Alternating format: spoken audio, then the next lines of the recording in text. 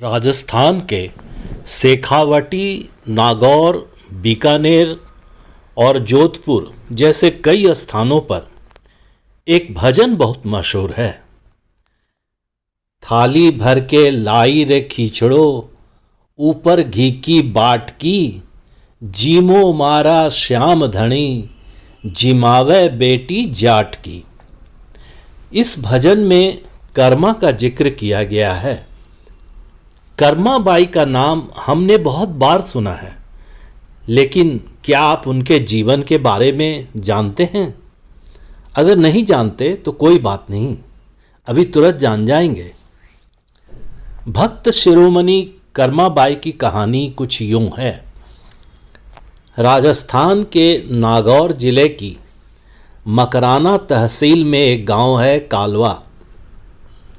इस गांव में जीवन राम डूडी के घर 1615 में एक बेटी का जन्म हुआ। भगवान की बहुत मन्नतें मांगने के बाद उसका जन्म हुआ था। नाम रखा गया कर्मा। कर्मा के चेहरे पर एक अनोखी आभा थी। बचपन से ही उसमें भक्ति भाव के संस्कार भी थे। जीवन राम स्वयं भी धार्मिक पुरुष थे और वे अपनी बेटी से बहुत स्नेह रखते थे। इसी माहौल में पता भी न चला कि कर्मा कब 13 साल की हो गई। एक बार की बात है, जीवन राम को कार्तिक पूर्णिमा स्नान के लिए पुष्कर जाना था। उनकी पत्नी भी उनके साथ जा रही थी। वे कर्मा को भी साथ ले जाना चाहते थे, लेकिन एक समस्या आ गई। उनकी अनुपस्थिति में भगवान को भोग कौन लगाता? इसलिए उन्होंने कर्मा को यह जिम्मेदारी सौंपी और बोले, बेटी, हम दोनों पुष्कर स्नान के लिए जा रहे हैं। तुम सुबह भगवान को भोग लगाना और उसके बाद ही भोजन करना। कर्मा ने यह जिम्मेदारी सहर्ष स्वीकार कर ली। इधर माँ पिता तीर्थ यात्रा के लिए रवाना हुए। अगले दिन कर्मा ने घर की साफ सफाई पूरी करने के बाद सुबह स्नान आदि कर बाजरे का खिचड़ा बनाया। उसमें खूब घी डाला और पूजा के लिए भगवान की मूर्ति के पास आ गई। पूजा करके थाली सामने रखी और हाथ जोड़कर बोली, हे प्रभु, भूख लगे तब भोग लगा लेना, तब तक मैं घर के और काम कर लेती हूँ। इसके बाद वह काम में जुट गई। बीच बीच में वह थाली देखने आती, लेकिन भगवान ने खिचड़ा नहीं खाया। थाली वैसी ही रखी हुई थी जैसी कर्मा कुछ देर पहले छोड़कर गई थी। काफ़ी देर होने के बाद भी जब भगवान ने भोग नहीं लगाया तो उसे चिंता हुई। क्या खिचड़े में घी की कमी रह गई या थोड़ा और मीठा होना चाहिए था? उसने और गुड़ व घी मिलाया और वहीं बैठ गई, लेकिन भगवान ने फिर भी नहीं खाया।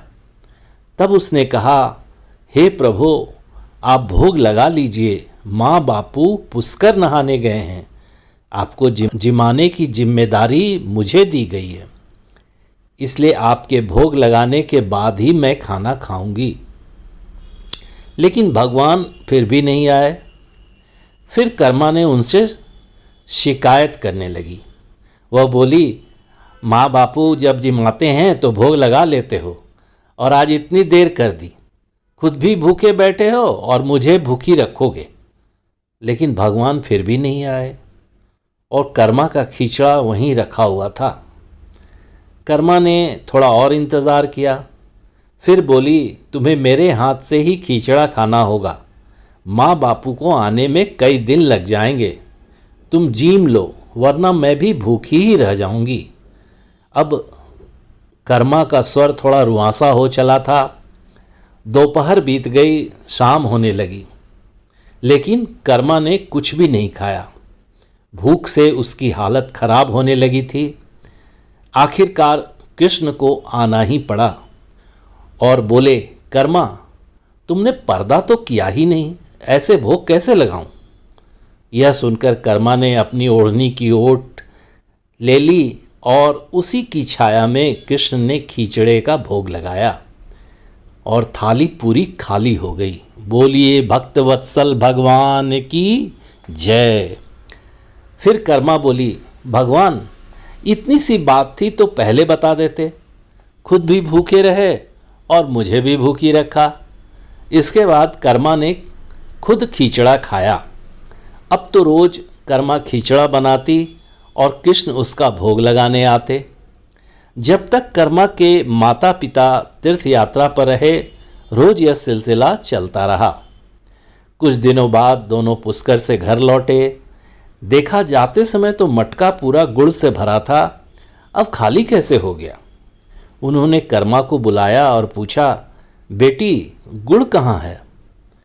कर्मा ने बताया कि रोज भगवान कृष्ण उसके पास आते और खींचड़े का भोग लगाते।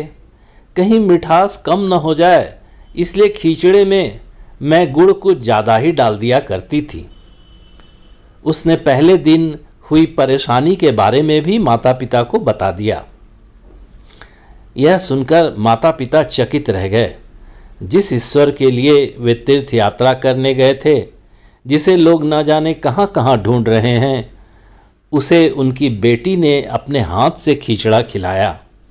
यह कैसे संभव है? उन्हें चिंता भी हुई कि कर्मा कहीं बावली तो नहीं हो गई। उन्होंने मन को दिलासा देने के लिए कहा, शायद कर्मा ही पूरा गुड़ खा गई होगी। इस पर कर्मा ने कहा, अगर आपको यकीन नहीं है तो कल देख लीजिए, मैं खुद भगवान को भोग लगाऊंगी। दूसरे दिन कर्मा ने खींचड़ा बनाया, गुड़ और घी डालकर थाली मंदिर में रख दी, ओढ़नी से पर्दा किया और प्रभु से प्रार्थना की, हे ईश्वर, मेरे सत्य की रक्षा करना अब आपके हाथ में ही है। भक्त की पुकार सुनकर भगवान का सिंहासन डोल गया और कृष्ण खींचड़ा खाने आ ही गए। जीवन राम और उनकी पत्नी यह दृश्य देखकर विस्मित थे। कहने की ज़रूरत नहीं कि यह प्रसंग जंगल की आग की तरह पूरे गांव, जिले और फिर पूरे प्रांत में फैल गया और उसी दिन के बाद से ही कर्माबाई की कृष्ण भक्ति जगत में विख्यात हो गई। कर्माबाई को मारवाड़ की मीरा भी कहा जाता है। जब जब भगवान कृष्ण का उल्लेख आता है, कर्मा का नाम भी आ ही जाता है। वे भगवान की महान भक्ति और कृष्ण ने उन्हें अनेकों बार साक्षात दर्शन दिए थे। कहते हैं जीवन के अंतिम दिनों में कर्माबाई भगवान जगन्नाथ की नगरी चली गई और वहीं रहने लगी। वहाँ भी रोज़ भगवान को खींचड़े का भोग लगाती और भगवान उनके हाथ से खींचड़ा खाने आते। आज भी भगवान जगन्नाथ को खींचड़े का ही भोग लगाया जाता है। बोलिए गिरधर नागर भक्त वत्सल भगवान की जय। आशा करता हूँ कि वीडियो आपको पसंद आया होगा। अगर पसंद आया हो तो वीडियो को लाइक कर दीजिएगा। नीचे दिए गए सब्सक्राइब बटन को दबाकर चैनल को सब्सक्राइब कर दीजिएगा और हाँ, बेल आइकन यानी घंटे को जरूर बजा दीजिएगा, जिससे आपको मेरी नई वीडियो का नोटिफिकेशन सबसे पहले मिल जाए। तो आज के लिए बस इतना ही, फिर मिलते हैं अगले वीडियो में। तब तक के लिए राधे राधे।